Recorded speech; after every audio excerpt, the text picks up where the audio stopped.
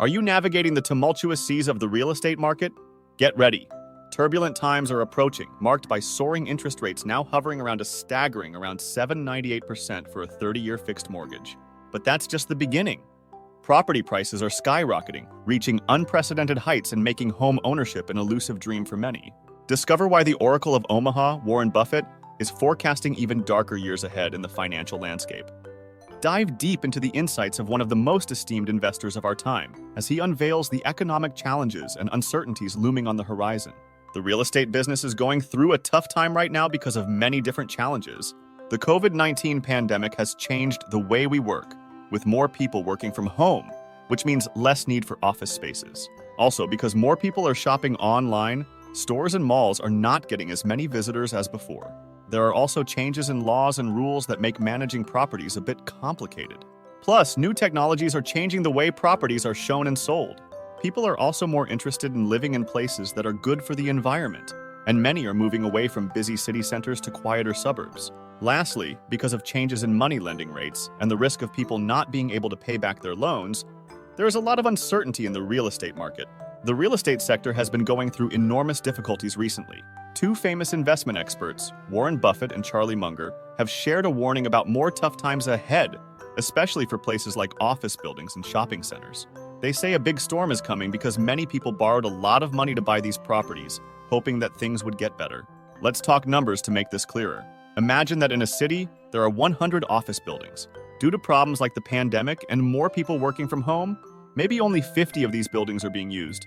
But owners still have to pay back the money they borrowed to buy these buildings. Buffett and Munger think that because of these loans, there might be bigger problems soon, like owners not being able to pay back the banks, and the banks then facing troubles too. So their warning is like a weather alert, telling us that there might be a financial storm in the real estate world, and it's essential to be careful and prepared.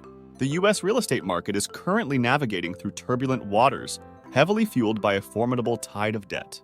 A critical analysis reveals a looming shadow of a staggering $1.4 trillion in projected debt by the year 2025, painting a landscape marked by significant financial leverage and vulnerability. This phenomenon has been substantially influenced by the prevailing low interest rates over the past 15 years, which have acted as a powerful catalyst, incentivizing massive borrowing across the spectrum of the real estate sector. Next, we'll be moving on to a crucial aspect, which is interest rates. Low interest rates have historically made borrowing more attractive, enabling investors and developers to leverage their capital, thereby amplifying their purchasing power and investment capacity. This influx of borrowed capital has in turn exerted upward pressure on real estate values, propelling them to elevated levels.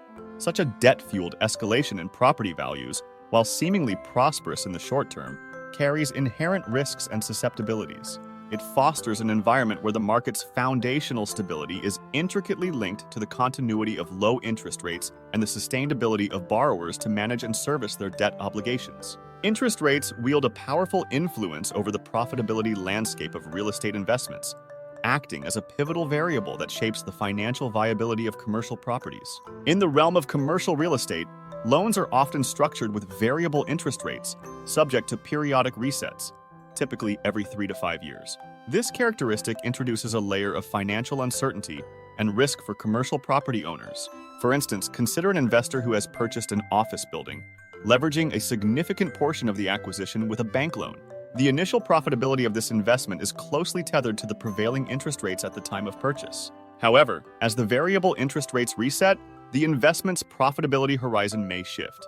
An uptick in interest rates translates into higher debt service obligations for the property owner, potentially eroding the net operating income and overall returns on investment. In a practical illustration from the video, an office building purchased with a loan at a 5% interest rate might generate comfortable profits with a healthy debt service coverage ratio. But as interest rates climb, say to 9%, the increased financial burden from higher debt payments could jeopardize the investment's profitability, especially if compounded by challenges like reduced occupancy rates due to broader market trends such as the rise of remote work. Thus, the variable nature of interest rates in commercial loans becomes a critical factor, with the potential to either bolster or undermine the financial success of a real estate investment over time. The advent of remote work has unfurled a transformative wave across the occupational landscape, leaving indelible imprints on the real estate market, particularly within the commercial sector. A trend catalyzed by the global pandemic, Remote work has burgeoned into a prevailing paradigm, reshaping organizational structures and operational norms. This shift carries significant repercussions for commercial real estate, notably in the realm of office spaces. The rise of remote work, also known as telecommuting or working outside your office, has precipitated a diminished demand for traditional office spaces. Organizations are recalibrating their spatial needs, often opting for reduced physical footprints as remote work mitigates the necessity for expansive office facilities. This transformation manifests in altered leasing patterns and a reassessment of the intrinsic value of office properties within investment portfolios. The diminished demand carries consequential impacts on the income trajectories of commercial properties. Rental incomes, a pivotal revenue stream, face potential contractions as the market grapples with vacancies and evolving tenant expectations. This scenario augments the risk profile of commercial real estate investments, introducing heightened vulnerabilities to financial strains and potential foreclosures. Stay tuned for the next part where we'll dive deeper into the non-recourse debt in commercial real estate. In the world of commercial real estate, think of non-recourse debt as a special kind of loan agreement. Imagine a company, let's call it Skyline Properties, decides to buy a large office building for $10 million. They don't have the full amount, so they approach a bank for a loan. The bank agrees to lend them $8 million, but with a non-recourse clause. This means that if things go south and property values plummet, Skyline Properties can decide to hand over the keys to the bank and walk away without owing anything more. For instance, let's say a year later, due to unforeseen market changes, the value of the office building drops to $6 million. Skyline Properties finds it challenging to make loan payments because the property isn't generating enough income. With the non-recourse agreement, they can return the property to the bank without being pursued for the remaining loan balance. In this scenario, the bank takes the property and absorbs the loss, while Skyline Properties only loses their initial $2 million investment and not the entire loan amount. This arrangement offers a safety net for investors like Skyline Properties. It allows them to venture into big real estate projects, knowing that if market conditions turn unfavorable, their losses are capped to their initial investment, protecting their other assets from being seized to cover the debt.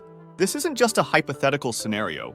There's an estimated $1.4 trillion worth of such loans coming due in the next 12 to 24 months. Warren Buffett said, "The storm is brewing." Many of these properties are now worth far less than their purchase price or cannot sustain the higher debt payments due to rising interest rates. Consequently, a significant portion of these properties may end up in foreclosure. Up next, we have something even more worrying to explore. Let's dive into loan default encountered by bank industry. In the interconnected ecosystem of the financial industry, the ripples of the commercial real estate market reverberate with significant force, particularly within the realms of small regional and community banks. These banks play a pivotal role in the fabric of commercial real estate lending, often being the dominant financiers that fuel the aspirations of investors and developers venturing into the commercial property landscape. The potential vulnerabilities that these banks face in the wake of a downturn in the real estate market.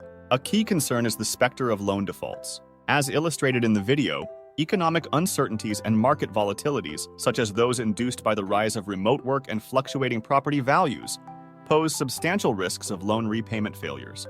In scenarios where borrowers, like the example of Skyline Properties, find themselves ensnared in financial hardships and unable to meet their loan obligations, defaults become an imminent possibility. The American banking industry is primarily dominated by large banks, as evident from their combined assets of $14 trillion. However, it's surprising that small regional and community banks, not the big Wall Street banks, account for the majority of commercial real estate loans, estimated at around 2/3 of all such loans. Such defaults wield the potential to impart significant strains on the financial health and stability of small regional and community banks. The repercussions extend beyond the immediate spheres of real estate, permeating broader economic landscapes. They could constrict the availability of credit, making it more challenging for small and medium-sized businesses to access essential financial resources for their operations and growth aspirations. Warren Buffett and Charlie Munger, two expert investors, have given a warning about the real estate market. They say that there is a big wave of debt, like a giant financial storm, coming that could cause a lot of problems. Many people and companies have borrowed a lot of money to invest in real estate, hoping to make profits in the future. But Buffett and Munger believe that because there is so much borrowed money in the market, there might be a risk of many people not being able to pay back their loans, leading to a crisis. They advise people to be careful and prepared for possible tough times in the real estate market soon. Thank you for watching. Please don't forget to subscribe and turn the notification bell to stay updated with our content. Have a wonderful time. I will see you in the next video.